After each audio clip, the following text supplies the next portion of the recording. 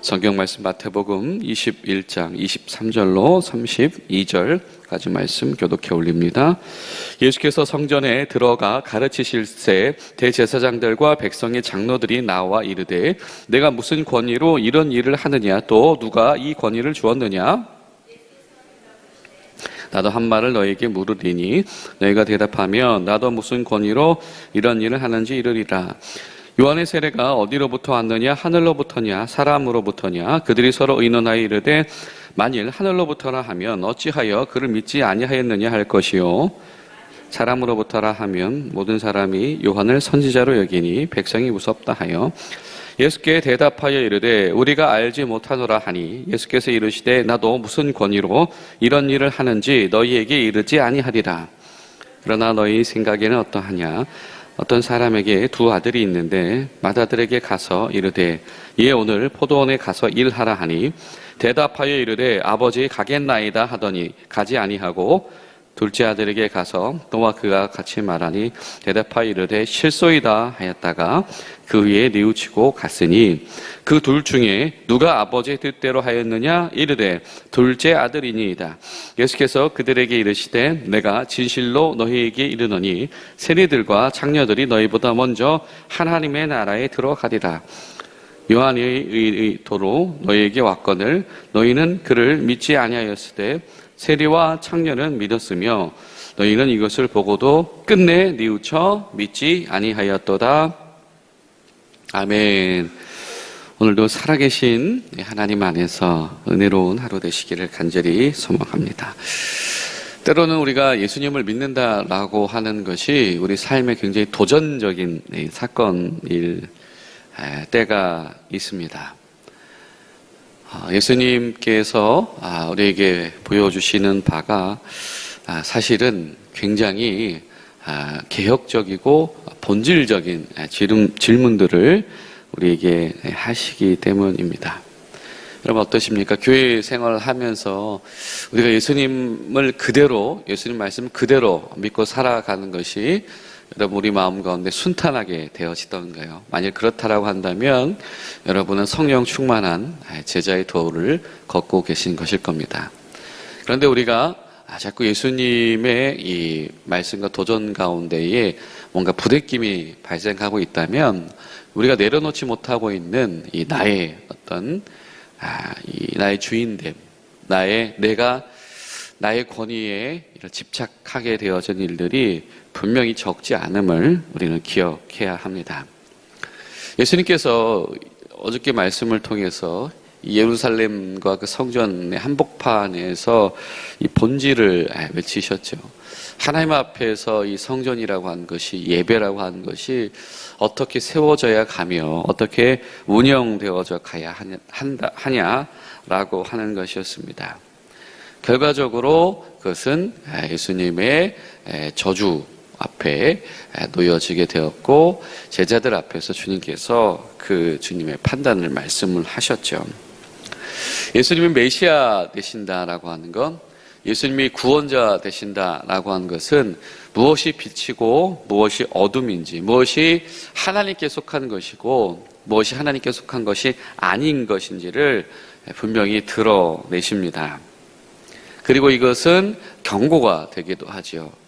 이미 종교적인 삶을 살고 있었던 유대인들, 그리고 그 중에 어떤 종교 생활의 이 정점에 있는 이 지도자들에게 아주 명확한 경고가 되었습니다.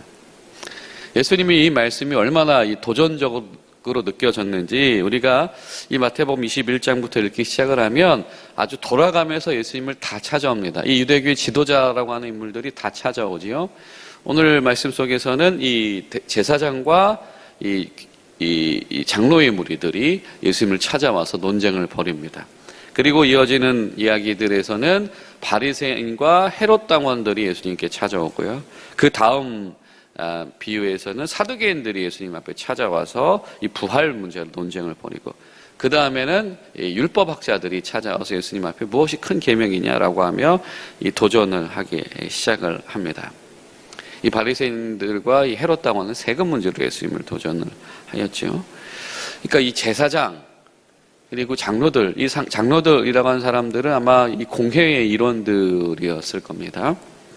그리고 바리새인, 또 헤롯 당원이라고 하면서 신흥 어떤 정치적인 세력들, 그리고 사두개인들, 율법학자들, 소위 이 지도자라고 하는 사람들은 다 못 참겠다. 그러면 예수님 앞에 나왔습니다. 왜?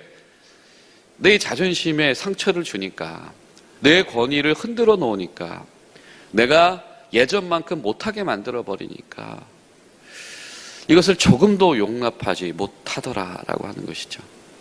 여러분, 왜 이렇게 되었을까요? 여러분, 제사장들이 왜 이렇게 된 것입니까? 우리가 이 레위기의 말씀을 수요일마다 보고 있지만 이 제사장들은 사실은 어떻게 제사장 제도가 시작했죠? 시작할 때부터 하나님께서 하나님 기준에 맞지 않을 때는 바로 죽이셨죠. 제물을 삼키듯이 제사장들을 먼저 그들의 생명을 삼키셨습니다. 그렇게 시작되어진 제도가 이 제사장 제도고 제사 제도고 성전 제도일 텐데 어느 순간부터 그런 두렵고 떨림들은 사라지고 자신들이 왕노릇하기 시작을 했다라고 하는 것이죠.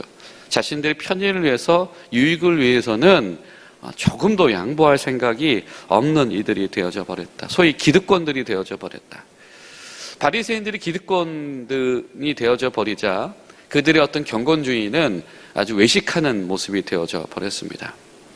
율법학자들이 기득권이 되어져 버리자 그들이 가지고 있는 성경 지식은 오히려 하나님 나라에 진입하는 데에 장애가 되었습니다. 이 제사장들과 특별히 대제사장들과 장로들이라고 하면 이 모든 제도의 최고 지도자들인데, 그렇다라고 하면 더욱더 무엇일까요? 겸손하며 헌신하며 더욱더 이 전체가 하나님 나라 앞에 잘 진행해 나갈 수 있도록 애써야 될 터 있는데, 오로지 이들의 관심은 무엇입니까? 자신들의 권위, 자기 욕심, 나의 권위에 왜 손상을 주며 내가 권위 있는 자가 되는 이 제도를 왜 흔들어 놓고 균열을 시키느냐라고 하는 것. 여기 어디에도 어떻게 하면 하나님 나라를 잘 세울까라고 하는 질문과 의도는 나타나지 않습니다. 왜 내 것을 흔들어 놓느냐라고 하는 것이죠. 예수는 분명히 말씀하십니다. 하나님 나라에 당도하지 못한다. 왜 내 것을 흔들어 놓느냐? 왜 나에게 상처 주냐? 왜 나에게 손해 주냐? 이 질문에서 빠져나오지 못하는 사람은 그들이 아무리 신앙적이고 종교적인 인물이라고 할지라도 결코 하나님 나라에 다다를 수가 없다. 사실 가만히 있지 못했을 거예요. 왜냐하면 예수님이 성전 한복판에 오셔가지고, 그렇죠?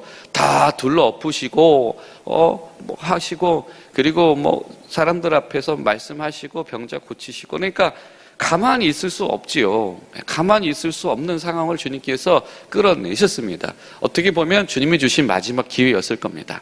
그렇다라고 한다면, 이제라도 우리가 예수님의 이 행동을 보니, 가르침을 보니, 우리 과거를 청산해야 되겠다라고 했으면 좋으련만 절대 그렇지 못했다라고 합니다. 대번 질문이 당신이 무슨 권위로, 무슨 자격으로 이렇게 하냐라고 하는 것이죠. 근데 여러분 얼마나 우습습니까? 정작 이들이 질문해놓고 답변을 회피합니다. 예수님이 논증법을 하시죠. 논쟁을 하시는데 이 당시 랍비들이 즐겨하던 질문법입니다. 세례 요한에 대한 질문. 이 세례 요한은 예수님의 공생애를 시작하시면서 그 굉장히 중요한 어떤 연결고리 역할을 했던 사람들이죠. 그리고 아마도 이 세례 요한을 따랐던 많은 무리들이, 세례 요한에 열광했던 무리들이 지금 예수님을 뒤따르면서 이 순례자의 길을 참여했을 것이고, 그리고 지금 예수님 앞에서 환호했던 사람들 중에 상당수가 그 세례 요한 때부터 이렇게 나왔던 사람들이었을 가능성이 높습니다. 이 교회 지도자들이 그것을 알았지요. 이 세례 요한이 하나님께로부터 온 메시아다라고 해버리면, 그 사람이다 해버리면, 세례 요한이 예수의 메시아됨을 선포했기 때문에 지금 메시아가 하시는 이야기를 다 용납할 수밖에 없는 거고, 이제 그러자고 아니라고 하면은 지금 사람들이 너무 좋아하니 세례 요한을 욕했다가는, 심지어 세례 요한은 이 순교자가 되었는데 이 자신들이 큰일 나게, 이 권위가 문제가 생길 것 같으니 결국에는 아무런 해답을 내놓지 못하더라라고 하는 거예요. 무슨 권위로 말만 꺼내놓고 아이러니하게도 그들이 그 답변을 회피하더라. 그런 말이 있죠. 이러니 문 닫지. 이러니 예수님께서 지금 이 성전의 문을 닫으신다라고 하시고도 남겠더라. 야심차게 하는 그 질문조차도 아주 철저하게 어떻게 하면 내가 손해보지 않을까라고 하는 그 의도로 아주 짜여져 있더라라고 하는 것입니다. 모든 백성을 대표해서 하나님 앞에 기름 부은 사람, 사실 제사장들도 메시아이거든요. 그리고 교회 지도자 장로들이라고 지도자 역할을 하는 사람들은 그런 사람들도 기름 부으면 메시아다라고 자기들 안에서 공동체 안에서 그렇게 세워진 기름 부어 세워진 사람이라고 하는 그런 의식들을 가지고 있었습니다. 그런데 자기들이 진짜 메시아가 아니고 이분이 진짜 메시아다라고 하는 예수님 앞에서 어떻게든 그 자리를 뺏기고 싶진 않으나, 그러나 어떻게든 내가 조금 더 손해보지 않겠다라고 하는 이 마음이 그들을 돌이킬 기회를 상실해버렸다. 자, 여러분, 이 모습을 보면서 우리가 정말 기도를 많이 해야 됩니다. 교회 지도자들을 위해서, 그렇죠? 목사들을 위해서, 교회 장로들을 위해서, 또 우리 비단 우리 교회 영역을 넘어서서 나라를 위해서, 이 나라의 지도자들을 위해서, 우리가 위정자들을 위해서 정말 한 사람의 그 탐욕이, 욕심이 내가 내 권위, 내 욕심 조금 더 손해보지 않으려고 하는 바로 그 순간에 그 존재 자체의 본질을 망쳐버린다. 그리고 결국에는 그 자리에서 헤어나지 못한다. 여러분, 우리가 그런 것을 안타깝게 여기고 함께 애써서 기도로 돕고 우리가 중보할 수 있어야 하겠습니다. 예수님께서 이 말씀을 하시고 나서 연달아서 이제 이 비유들을 말씀해 나가실 텐데, 그 첫 번째로 이 두 아들의 비유 이야기가 등장을 합니다. 이 듣는 사람은 당연히 이 대제사장들과 이 장로들, 지도자들을 두고 이르신 말씀이지요. 이 마태복음에서만 유독 강조되는 부분이기도 합니다. 연달아 비유가 3번 등장을 하는데, 이 첫 번째 비유가 이 지도자들을 위한 것이고, 둘째, 셋째는 모든 회중들도 다 포함인데요. 31절이 핵심입니다. 누가 행하였느냐라고 하는 거다. 누가 행하였느냐. 자, 아들인 거, 첫째 아들인 건, 둘째 아들인 거, 아버지에게 첫째 아들인 거, 둘째 아들인 거, 그 사실이지요. 사실입니다. 그리고 첫째 아들이 당연히 권위를 가지는 게 당시의 당연한 상식입니다. 그런데 예수님께서 이 질문을 하세요. 누가 행하였느냐라고 하는 겁니다. 누가 행하였느냐. 제사장 되는 과정 쉽지 않았을 겁니다. 그렇죠? 그리고 이 장로가 되어서 이 공회의 지도자가 된다라고 하는 건 정말 피곤한 일이었을 겁니다. 신경 쓰는 일 많았겠죠. 그러니 이렇게까지 내가 고생하고 이렇게까지 하는데 감히 건방지게 이런 나이도 어린 것이 이렇게 했을 겁니다. 예수님 앞에서. 그러니까 네가 건방지게 그런 얘기해 라고 했을 텐데, 예수님 말씀하시죠. 야, 아들이라고 해서 다 같은 아들이 아니다라고 하는 겁니다. 아버지의 뜻대로 행하는 자라가 바로 진짜 아들이다. 사실 여러분, 예수님께서 이 말씀을 이미 하신 적이 있으세요. 마태복음 7장에 보면 나더러 주여 주여 하는 자마다 다 하나님의 나라에 들어가는 것이 아니요 다만 어떤 이가 내 아버지의 뜻을 행하는 자라야 들어갈 것이다. 핵심은 행동이다. 주님의 뜻을 행하는 사람이 들어가게 되어진다. 누가 하나님 나라에 속하였느냐? 그것은 누가 하나님의 뜻을 행하느냐.